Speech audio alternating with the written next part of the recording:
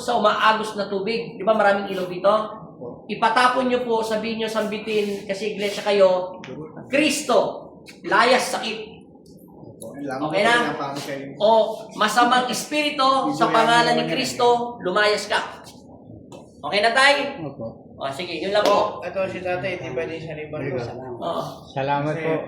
Vendors, lasing na eh. Bumalik ka ng Martes, Merkules, Webes, ha? Umaga. Okay, ano na pakiramdam nyo? Tumayo na po siya ngayon. Ano po pakiramdam nyo? Pakitaan nyo kami tayo. Ano talaga pakiramdam nyo? O, yung kamay mo, gunagalaw-galaw na? Di, ganun-ganun tayo. Hindi ka na robot ngayon, tay. Hindi ka na robot tanay. Paano ka maglakad kanina tayo? Yung pumasok ka dito. Yung kanina-kanina lang. Yung kanina-kanina lang. Ganyan. Ngayon, paano ka naman maglakad? Bumalik na sa dati. Bakit hindi mo pa ito nilagyan, oh? Saan po? Nagtiting pa siya yan, oh. Hindi mo nakita yan? Sige, tay. Lalagyan pa kita, tay. Gawin na tayo. Yan, si tatay. Nagpagamo siya na last week. Yan, nagpagamo. Ay, hello! Kaway tayo. Kaway para sa tagumpay. Okay. Mamaya ka sa... Ito po si tatay. Yan, pinapatuyo na po ang kanyang mga sugat-sugat sa kanyang mga balat at sigitan ng kuko. Ayan po, yan. Dati po, sobrang sobrang kakapal ng mga parang kalyo pero sugat po yan. Si tatay po, sila po yung nagputol ng puno ng balete. Mula nung pinutol ng puno ng balete, ganyan na po sila. Na ganyan na po si tatay, hindi pala sila. Siya lang.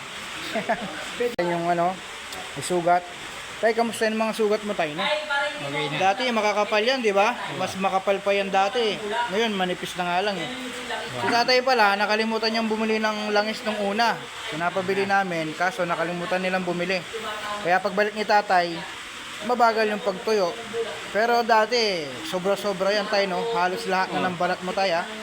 Ngayon, ano na lang, mga kamay, tsaka yung mukha na lang.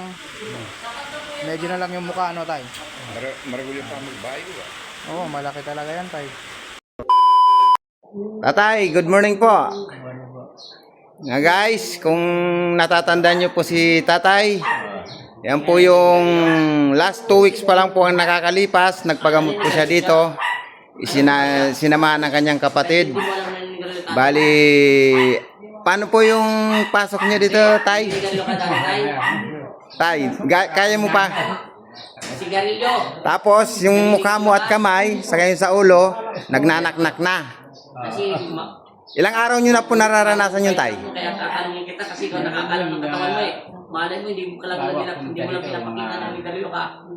Mga isang linggo. Nasa loob pa lang po ng 1 linggo yon.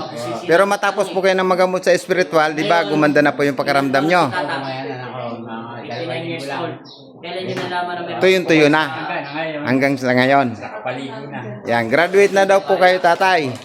Dahil lang po yun sa pagputol nyo ng Ngayon, balite. diba? Ngayon po, yung pong mga may case na nangyari sa ganito kay tatay, pagka ganun po ang nangyari sa inyo, punta na. Huwag na kayong magdalawang isip. Punta na kayo sa AAJN Sigabo. 343 Porok 5, Barangay Ascomog, Guagua, Pampanga. Tatay, salamat po ng marami, tatay. Ingat po kayo, tatay. Ay sa Tay, thank you.